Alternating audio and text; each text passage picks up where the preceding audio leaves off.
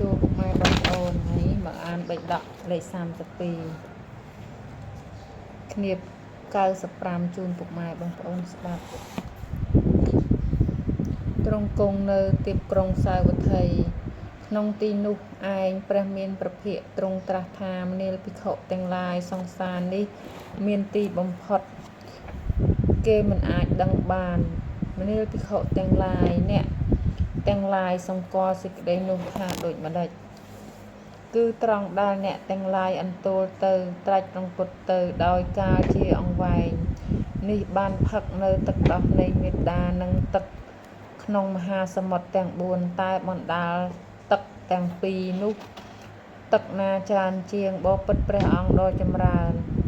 ខ្ញុំព្រះអង្គទាំងឡាយយល់ច្បាស់នៅធម៌តាមដែលព្រះមានព្រះភិក្ខសម្ដែងហើយបបិទ្ធព្រះអង្គដ៏ចម្រើនកាលដែលខ្ញុំព្រះអង្គទាំងឡាយអន្ទោលទៅត្រាច់រង្គត់ទៅដោយកាលជាអង្វែងនោះបានផឹកទឹកដោះមេត្តាច្រើនអនេកឯទឹកក្នុងមហាសមុទ្រទាំង4មិនច្រើនជាងឡើយមនាលភិក្ខុទាំងឡាយត្រូវហើយមនាលភិក្ខុទាំងឡាយអ្នកទាំងឡាយយល់ច្បាស់នៅធម៌តាមដែលតថាគតសម្ដែងហើយយ៉ាងនេះ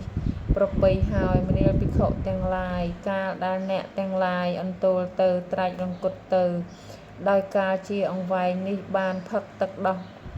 របស់មេត្តាច្រើនអនេកពិតឯទឹកក្នុងមហាសមុទ្រទាំង4មិនច្រើនជាងមែនមានសេចក្តីនោះព្រោះហេតុអ្វីមនាលភិក្ខុទាំងឡាយព្រោះសង្សារនេះមានទីបំផុតគេមិនអាចដឹងបានអ្នកទាំងឡាយគួរឆ្អិនឆ្អន់ចប់សូត្រទី4ទ្រង់គង់នៅ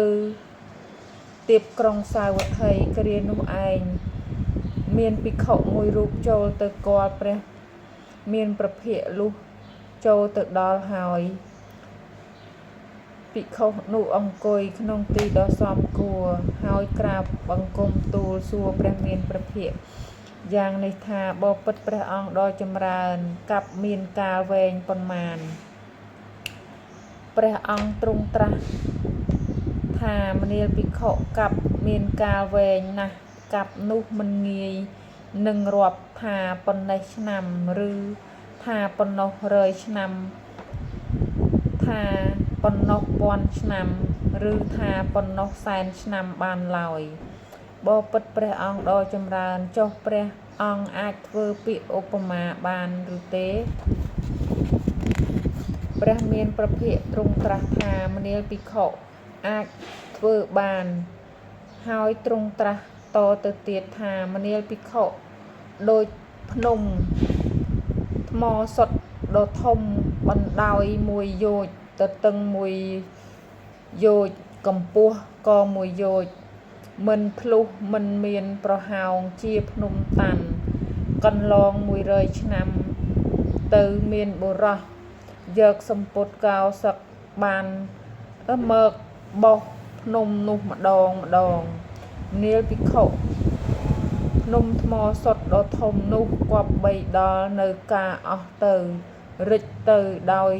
សេចក្តីព្យាយាមនេះឆាប់ជាងឯកັບមិនតាន់អស់ទៅឡើយមនាលភិក្ខុកັបមានកាលវែងយ៉ាងនេះឯងមនាលភិក្ខុ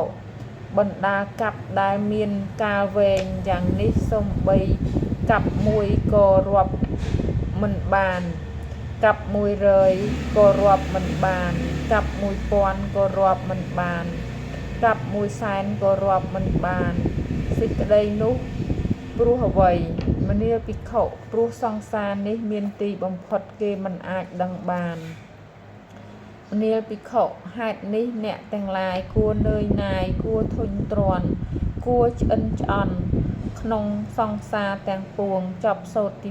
5ចាអរគុណច្រើនបងប្អូន